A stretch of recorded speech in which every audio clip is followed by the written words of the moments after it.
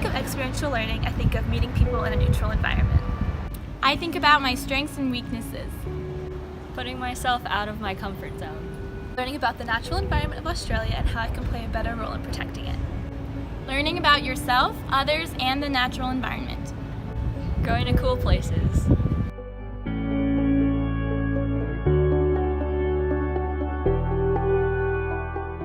The theory of experiential learning was developed in 1984 by social psychologist David Kolb. Experiential learning theory states that there are 4 components to experiential learning: concrete experience, reflective observation, abstract conceptualization, and active experimentation. In the first component, concrete experience, the learner physically engages in a situation firsthand, particularly one that might be new and challenging.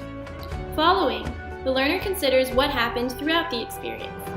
Abstract conceptualization, the third component, involves a deeper analysis of the experience that allows the learner to understand the skills and concepts of the task. Finally, in the active experimentation stage, the learner can apply the skills that they learn to other aspects of their life. In short, experiential learning is the process of learning by doing.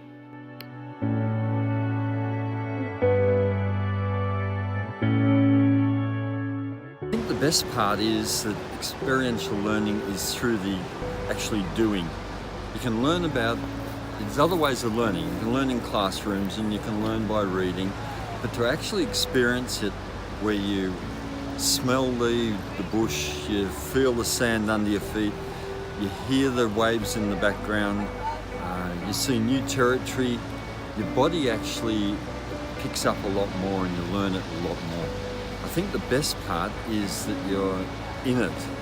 It's very authentic learning, and some of the pictures that your mind's capturing as you're moving reminds you of different things that you've learnt along the way.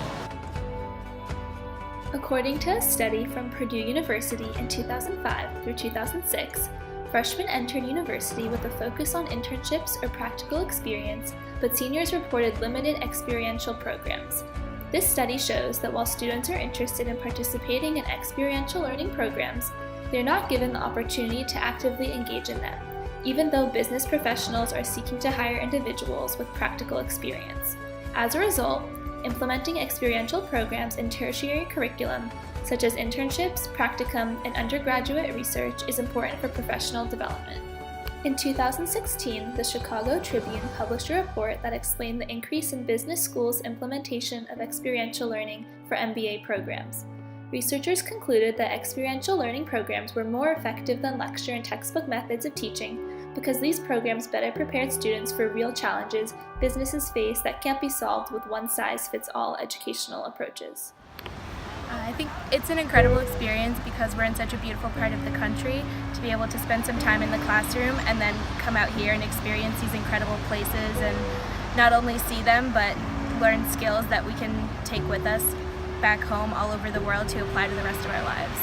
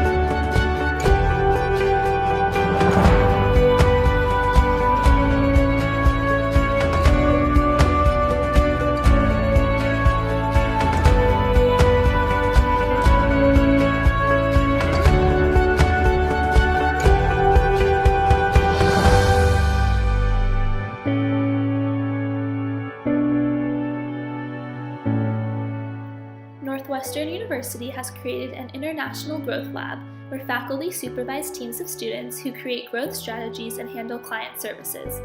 Through the hands-on experience of constructing their own strategies, face-to-face contact with clients, and reflection of which strategies were and were not effective, Students are able to acquire a wide range of skills not possible in a traditional classroom setting. Other forms of experiential learning include student teaching, community-based research, fieldwork, and study abroad, what all of us are doing right now. Similar to learning and outdoor education, the Dawson School in Boulder, Colorado devotes 2 weeks of each school year to experiential learning where students engage in community service, visit museums, go mountain biking, backpacking, and canoeing. Experiential learning can also take the form of cooperative education, where students either alternate work and study, usually spending the first weeks in class and the rest in employment away from campus, or simultaneously attending classes and working part-time. By taking the learning of a specific subject outside of the classroom and into a real work environment, these programs build students' career skills and knowledge, as well as allow space for personal growth and reflection on one's interests, strengths, and weaknesses. Ultimately, experiential learning allows students to develop the knowledge and skills that improve their marketability to hiring organizations.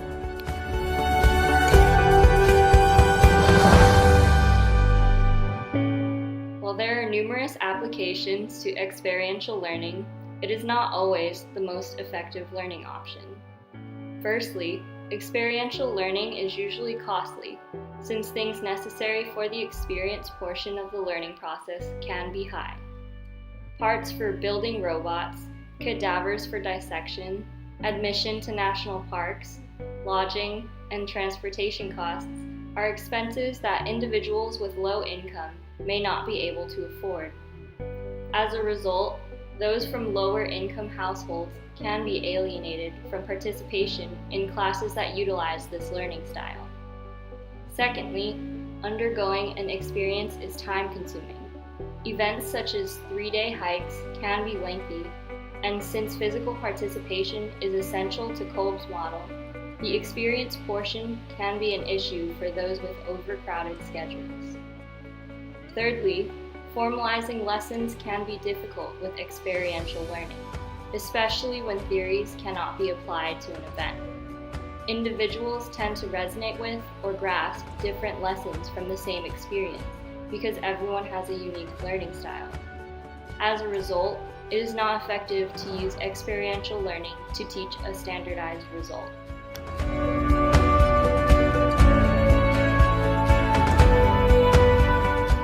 Experiential learning has a place in all times of life and at all levels of education. From the minute you are born to the minute you take your last breath, you are learning from the world around you. The way that humans interact with the world, however, is constantly changing, and thus the way we learn from our experiences are changing with it. Even then, the benefits of Kolb's experiential learning theory vastly outweigh the disadvantages. In universities, online courses, traditional lectures, and comprehensive exams promote memorization and regurgitation of information. Implementing experiential learning gives students the opportunity to learn outside of a classroom setting. Instead of being talked at for hours, students get to immerse themselves in new environments. Additionally, reflecting on an experience supports retention.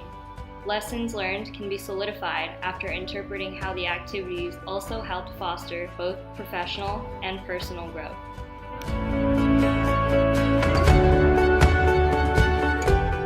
In this class, and especially during the field trips, I think I learned cooperation, especially between the members of the group. I think the most challenging part was sometimes the physical exertion that was going on made it a little bit hard to really appreciate the surroundings, and we kind of just focused on making sure we could get through a set of stairs or something like that. What is one word you'd use to describe your experience? Wow! Tiring. Beautiful. Cold. So why did you become interested in experiential learning? Because I love the outdoors and I love meeting new people, especially from different countries. And I think it's very interesting when people can do the exact same walk, for instance, and have a completely different experience.